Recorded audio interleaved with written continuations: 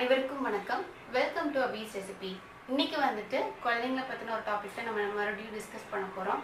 என்னன்னு பார்த்தீங்கன்னா, நிறைய பேர் வந்து குழந்தைங்களுக்கு எப்படி அவங்களே சாப்பிட வைக்கிறது அப்படின்னு சொல்லிட்டு எனக்கு கமெண்ட்டில் கேட்டிருந்தீங்க. அப்புறம் வந்து நிறைய குழந்தைங்க சாப்பிட மாட்டேங்கிறாங்க அப்படிங்கிறதையும் வந்து நீங்கள் கமெண்ட்டில் கேட்டிருந்தீங்க. ஸோ அதுக்கான டிஸ்கஷன் தான் நம்ம இன்றைக்கி பண்ண போகிறோம். அதுக்கு முன்னாடி நம்ம சேனலை சப்ஸ்கிரைப் பண்ணலைன்னா கீழே இருக்கிற சப்ஸ்கிரைப் பட்டனை கிளிக் பண்ணி சப்ஸ்கிரைப் பண்ணிக்கோங்க. அப்போ தான் வந்து நான் போடுற வீடியோஸ் வந்து நீங்கள் பார்க்க முடியும்.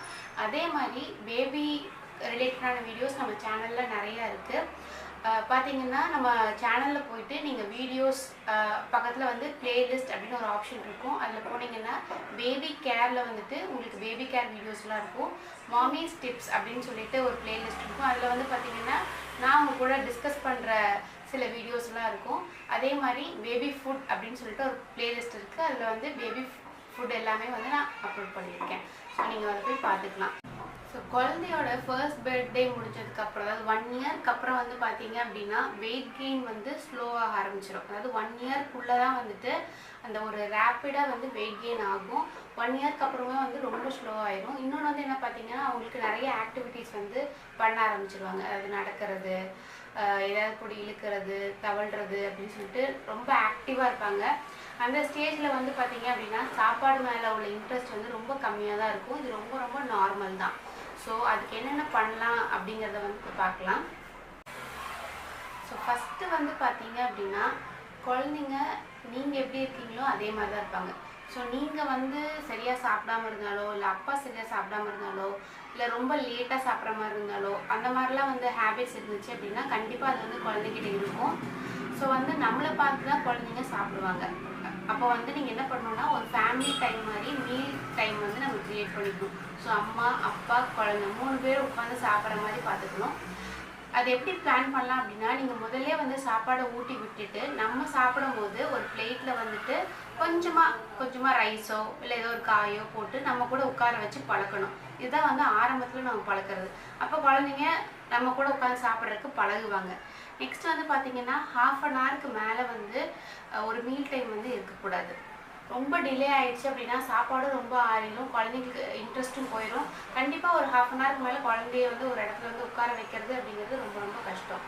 அதுக்கப்புறம் ஒரு 2 to 3 hours அது கேப் இருக்கணும் குழந்தைங்களுக்கு வந்து நீங்கள் சாப்பாடு கொடுக்க போகிறதுக்கு. நீங்கள் புதுசாக ஏதாவது ஃபுட் செஞ்சு கொடுக்க போகிறீங்க அப்படின்னா அதை வந்து ஒரு நாளைக்கு ஒரு தடவை ஒரு மீல் டைமுக்கு பிளான் பண்ணிக்கோங்க. அதே மாதிரி அதே வந்து ஃபுல்லாக சாப்பிடணும்னு நம்ம எக்ஸ்பெக்ட் பண்ண முடியாது குழந்தைங்கனால. புது ஃபுட்ஸ் சில டைம் பிடிக்காமல் போகலாம். அதனால் கொஞ்சம் ஒரு புதுசாக ஒரு காய் வந்து இன்ட்ரடியூஸ் பண்ணுறீங்க அப்படின்னா அது அவங்க டேஸ்ட் பண்ணுறாங்களா, அதுவே நம்மளுக்கு வந்து சஃபிஷியன்ட் தான்.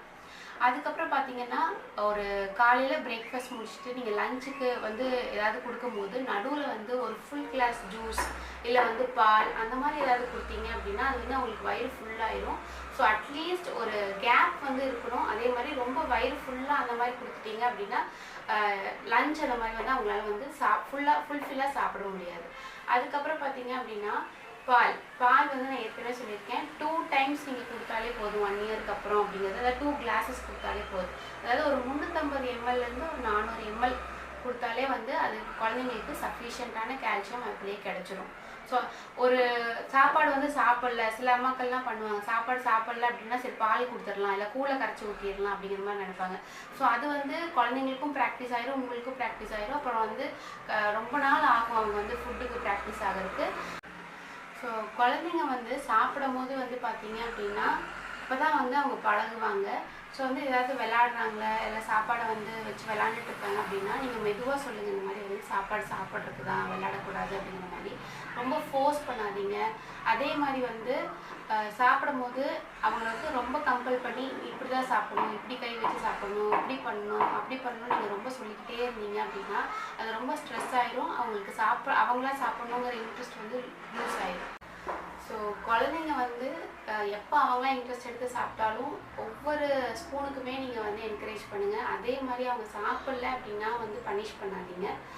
சில டைமில் வந்து அவங்க இன்ட்ரெஸ்ட் வந்து அவங்களுக்கு இருக்காது, ரொம்ப அழுகிற மாதிரி இருந்தாங்க அப்படின்னா நீங்கள் தாராளமாக வெளியே எடுத்துகிட்டு போய் விட்டுலாம், அதில் எந்த தப்பும் கிடையாது.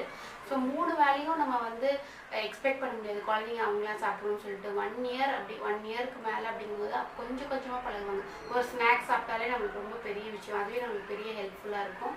அதனால ஒரு வேளை வந்து வெளியே எடுத்து போய் ஊட்டுறது அப்படின்னா அவங்களுக்கு வந்து ரொம்ப இன்ட்ரெஸ்டாகவும் இருக்கும், அதே மாதிரி சாப்பிடவும் செய்வாங்க.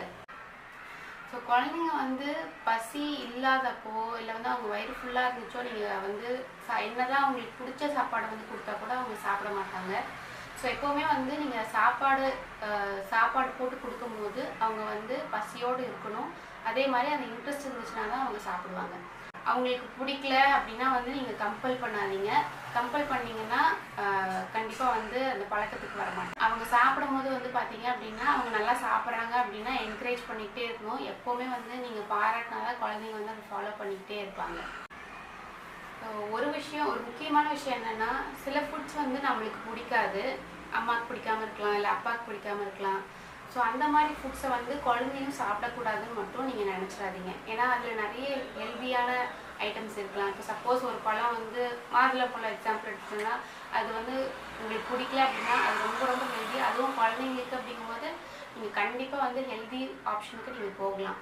ஸோ வந்து உங்களுக்கு பிடிக்கல அப்படின்னு சொல்லிட்டு அந்த ஃபுட்டை வந்து கொடுக்குறதோ அவாய்ட் பண்ணுறதோ விட்டுருங்க. ஸோ எதெல்லாம் ஹெல்த்தியாக இருக்கோ எல்லாமே வந்து நம்ம குழந்தைங்க சாப்பிட்டு நல்லா வளரணும். ஸோ இந்த வீடியோ வந்து கண்டிப்பாக உங்களுக்கு யூஸ்ஃபுல்லாக இருக்கும்னு நான் நினைக்கிறேன். யூஸ்ஃபுல்லாக இருந்துச்சு அப்படின்னா நீங்கள் கீழே கமெண்ட்டில் எனக்கு சொல்லுங்கள். அதே மாதிரி நான் டவுட் இருந்துச்சுனாலும் நீங்கள் கமெண்ட் பண்ணுங்கள், கண்டிப்பாக நான் ரிப்ளை பண்ணுறேன். வீடியோ பிடிச்சிருந்துச்சுன்னா ஒரு லைக் கொடுங்க. மறக்காமல் நம்ம சேனலுக்கு சப்ஸ்கிரைப் பண்ணுங்கள். Stay healthy, be happy. Thank you.